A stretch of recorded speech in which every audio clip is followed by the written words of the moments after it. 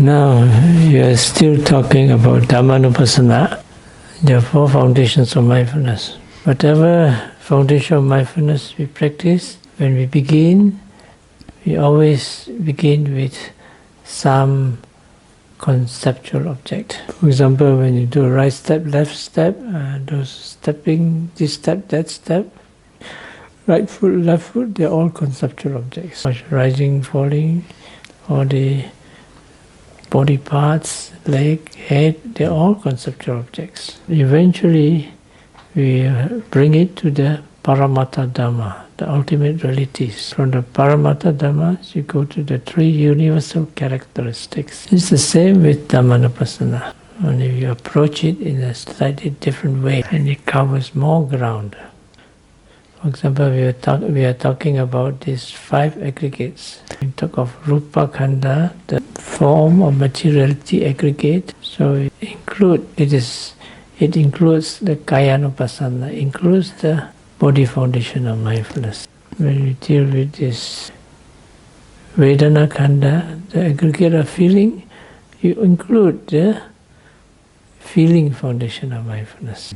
When you talk of the Sanya Khanda, the aggregate of perception is something else. It's not included in the 3 foundations. Of course, consciousness is included somehow, but it's not directly included. So, in the case of Sanya Khanda, the Paramattha Dhamma that plays the major role or primary role in the contemplation is the Sanya Cetasika, the perception mental factor.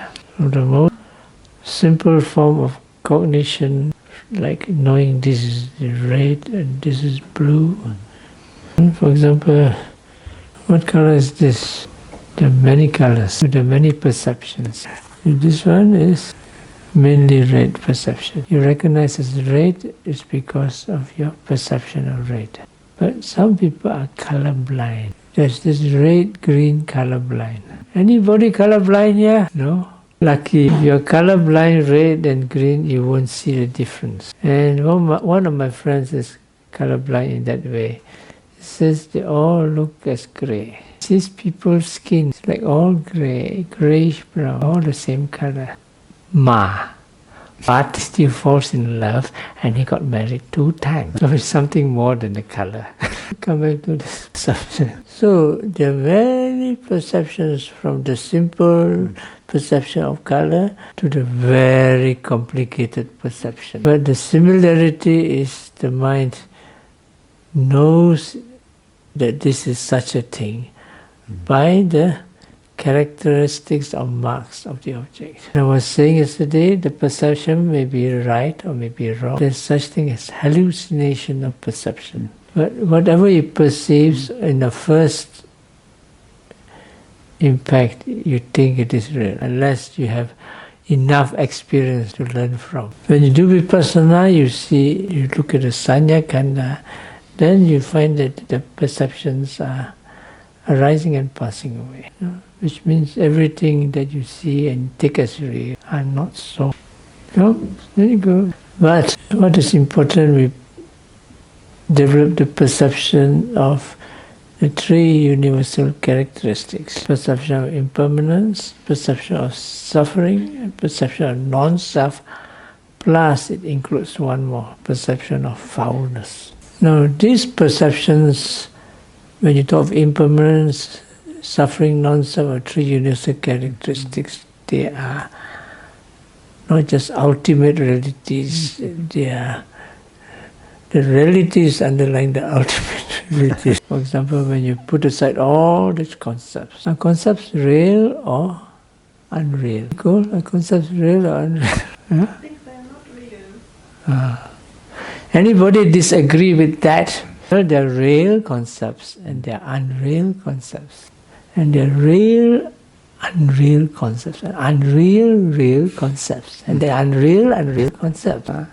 Why? Because real concept has a reality behind the concept. And unreal concepts has no reality behind it. Understand? Happiness, you have a concept of happiness. So there's something behind. Paramattha behind it. But if you say, Piro has horns, the horny Piro, because Piro is a concept. You're not talking about Piro, you're talking about the horns of Piro. Piro doesn't have any horns. It's a very good man. Of course, horny, if you use it in a figurative sense, there's something else. So Piro's horns are unreal concepts. So when there's a rising, falling is a concept, but there's a reality of the wind element behind it. So at the beginning we build the sanya, this perception of these things, and slowly we bring the sanya to the realities. And from there you can learn to perceive anicca, dukkha, anatta, three characteristics.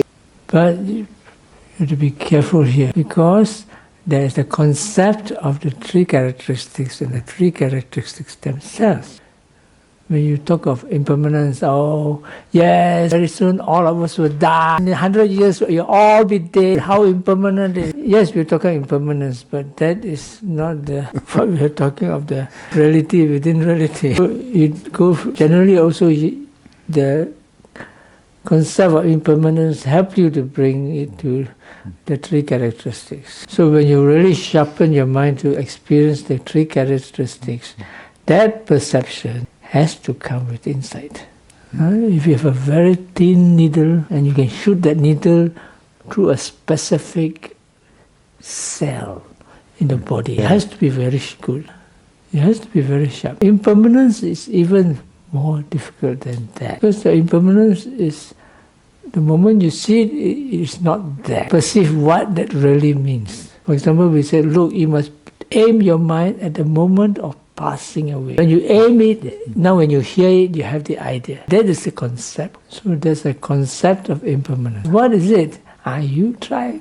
I'm not supposed to tell you, you're supposed to tell me. If I tell you what for, the idea is when you experience it with that perception, your whole mind undergoes a process of begins the whole process of transcendence. Because the three characteristics indicate transcendence. And so when you have a perception of it, your perception also undergoes transcendence. So instead of the wrong view, instead of perception of impermanence, they have a perception of permanence. Idea, no?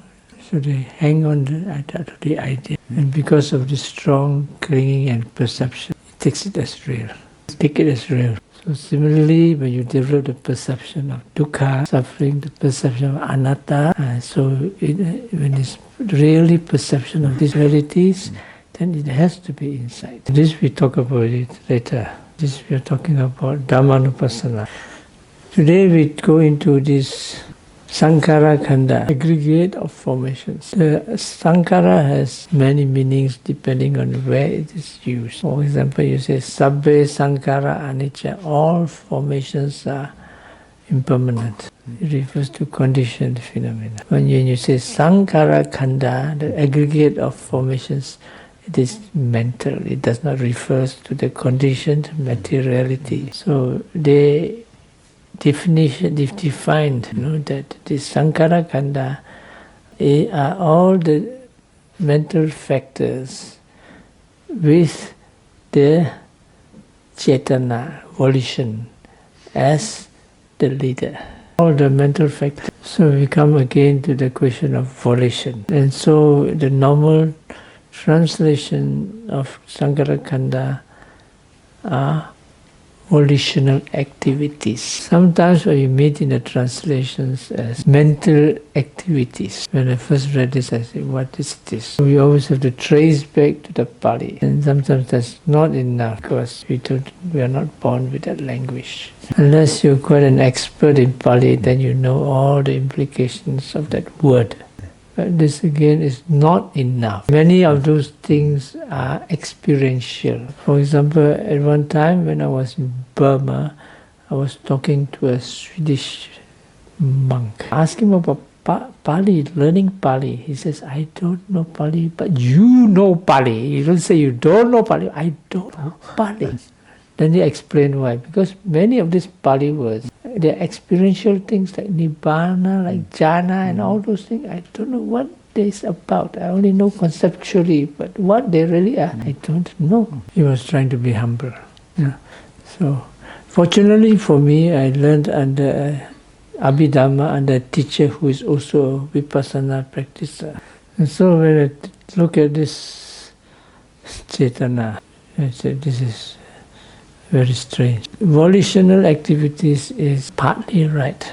What do you think of when you listen to the word volition? English. Who's good in English here? Something connected with it, but Abhidhamma it is more precise. Art, what do you understand when you hear the word volition? That's usually quite good in English. Usually. Something you want to, something you want to change. No. Yeah, see, very difficult, but they use the word volition. Volition refers to the will. Will is like it's something like it gives a certain power, a certain force. It's a force that behind wanting to do something. Volition, I'm not also saying Cetana, I said volition. It's something of the will, no? It's a kind of, for example, you say, I have a strong will. So it refers to the active aspect of Cetana. But Cetana is not just active, there's passive. See, the Burmese use the word Sankara as something that stir up. Yeah, correct, Raviva and Foucault. When you want to start a fire, so you have to bring all the firewood and everything. Then the fire begins. For example, active volition is there's a mosquito, and you have a strong will. I want to make a pancake of this mosquito. That was what actually somebody said. When I was in Czech Republic, in the town of Pardubice. Pardubice is made of strange people. There was a mosquito on a hand. It's a pancake. The word is palachinka. So there's active volition. Okay? But the passive volition is not done by the active mind, it's done by the passive mind. The passive mind can also do certain things that you don't want to. This passive mind, for example, are the vipaka cittas, the resultant consciousness. For example, when you open your eyes, that seeing consciousness is a resultant consciousness. Now, this resultant consciousness does not have the volition to do certain things. It just arises and it just grabs the object. It's a passive object in the sense it's not actively doing something to the object. It's something the object is doing to it. So what causes this resultant consciousness to be there? You say past karma, okay, but at that moment, it's the Cetana. I would call it is my idea. Call it the creative aspect of the mind. So the Cetana is that brings about all the factors so that consciousness can be there. One thing to bear in mind, active volition comes with the Cetana at the moment of the action. Those objects conditioned by that Cetana to arise can be at the same moment or at different moments. When it does not occur at the same moment, it can occur in any moments after that, even in the next life. You are reborn, you say you do a bad thing, that karma make you to be reborn as, for example, as never. No, if born as never, it cannot be something bad, something lovely. Bad, then you become a pig. Now when she was born as a never, then that rebirth consciousness is her first consciousness, is a result of the past karma. And that is not called karma, that's called vipaka, result. Of course, when she reborn, it comes with a certain materiality. Now, those are not called vipaka, different name. Vipaka refers only to mental resultants. Body, physical resultants are called karma jarupa, born from karma. So, Cetana is found in the rebirth consciousness. So, when you talk of Sankara Khanda, it refers to all the positive and the passive and the active. And so, generally, we are more concerned with the active because we are doing something. So every day, when these thought processes arise, and there's always these active phases of the thought processes which creates karma. So these formations refer to all these volitional activities and what they do, and so on and so on and so on. There are many ways of classifying them. For example, wholesome, they are unwholesome, done to the body, done to the mind, done to the speech. Generally, they are very potent forces. For example, it's said that in one thought processes, there's enough karma to give you rebirth. And so we have a whole big karmic package. So if you see that what you will be reborn next life, look at your bag. So many things inside. And as if that's not enough, you keep adding to it every life. Isn't that interesting? It's also frightening. It's just like you're walking on the street and all the bambinos that you would become in the next life, whether it's a bambino, Italiano, bambino, maiale, bambino, Mosca, all there following you. Oh, we want to be reborn, innocently, ignorantly. This is called, that's why Mano Sanchetana, these volitional activities, is one of the nutritions in samsara. So now you know why samsara is so long. It doesn't seem to have any end. Why? Because there's so big, long line of bambini waiting. So when you practice vipassana, you start to learn to change things. You start seeing all these activities mindfully. At least in the first step, when you're mindful, you change these volitional activities into wholesome volitional activity. You're still adding, no? But you're not adding the bambinis of pigs or goats or evil spirits. You're adding bambinis of Italiani or Germans, Tedeschi, and of course, if you're very good, devas. But all those bambini mayale, all those still at the back. Those little baby pigs and baby cows are still there. Okay. After you start, practicing vipassana. You see your thinking and all those thought processes and those hindrances disappear first. Then you have still this other thought processes, probably those with mindfulness and those that are watching all those meditation and so on. All those are thought processes with volition, and so you see them, they also arise and pass away. That's when in this way it becomes interesting. When you wash your meditation, do your meditation, you have an intention to develop concentration and insight and vipassana mindfulness. Now, when you wash this volition and activities, they arise and they pass away. Does it mean that finally no more volition to practice? Not true. This volition passes away, it replaces with another volition, stronger and more precise. Why?